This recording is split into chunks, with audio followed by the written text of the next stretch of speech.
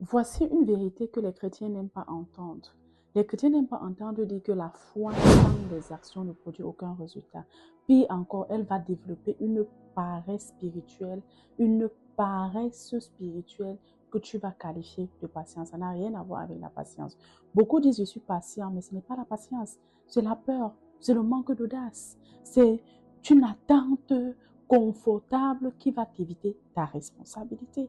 Oui, nous allons prier. Je suis d'ailleurs chrétienne, je n'ai rien contre la prière. Mais nous devons comprendre que la foi n'a jamais apporté des résultats sans aucune action. Dieu bénit la main qui cherche, pas la main qui attend.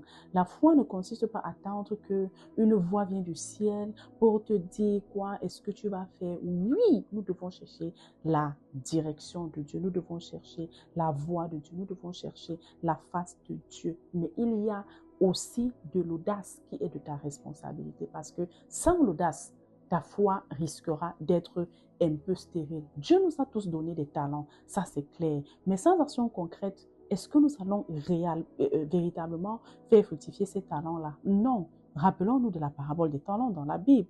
Et là, à la fin, nous aurons une catégorie de chrétiens qui va devenir très envieuse de ceux qui ont osé. Mais attention, nous connaissons tous que l'envie va développer de la jalousie qui n'est pas un fruit de l'esprit, c'est un gros poison spirituel. Alors, si tu es un chrétien et puis tu écoutes ce message, il est temps que tu comprends qu'en 2026, tu dois être violent. Les Saintes Écritures sont claires. Il faut être violent, il faut de la violence, pas une violence charnelle, non. C'est une détermination ferme que je vais t'inviter à développer. Même dans la Bible, le royaume des cieux, c'est pour le violent, c'est vraiment pour les violents. Et pourquoi est-ce que tu ne te violentes pas? Pourquoi est-ce que tu restes encore avec des mentalités rétrogrades selon lesquelles non, je suis un évangéliste, je ne peux pas faire le digital, je suis un évangéliste, comment parler de Jésus et être sur les réseaux sociaux? Oui, sur les réseaux sociaux, tu as une audience. Tu as une audience à éduquer. Oui, les réseaux sociaux, ce n'est pas un péché, ok?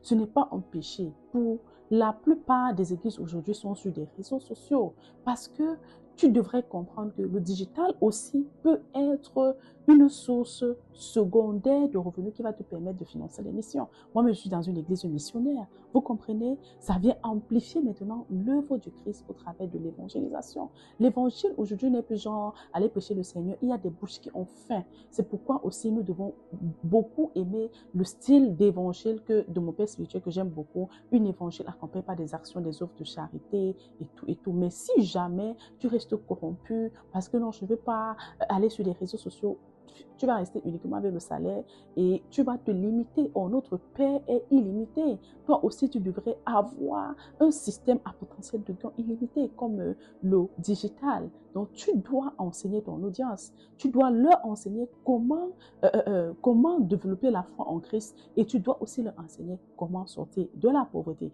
Si tu écoutes ce message et que tu es très révolté, c'est l'objectif. Pour moi, je suis Clémence, je suis coach en digital business et je suis par ailleurs une amoureuse du Seigneur Jésus et je persévère d'ailleurs dans une église évangélique où je sais. Je pourrais aussi te montrer comment est-ce que j'ai pu accompagner ma foi par l'audace et aujourd'hui je suis une source de bénédiction pour plusieurs personnes. Je le dis sans orgueil, c'est à la gloire du Seigneur Jésus et je pense que la prochaine personne qui va témoigner en 2026 d'avoir changé sa vie véritablement, ce sera toi qui écoute. Alors tu as tous mes contacts sur ma bio, je vais t'accompagner. Et par la grâce du Seigneur Jésus, tu vas porter des fruits parce que tu dois être distingué en cette année 2026. Shalom.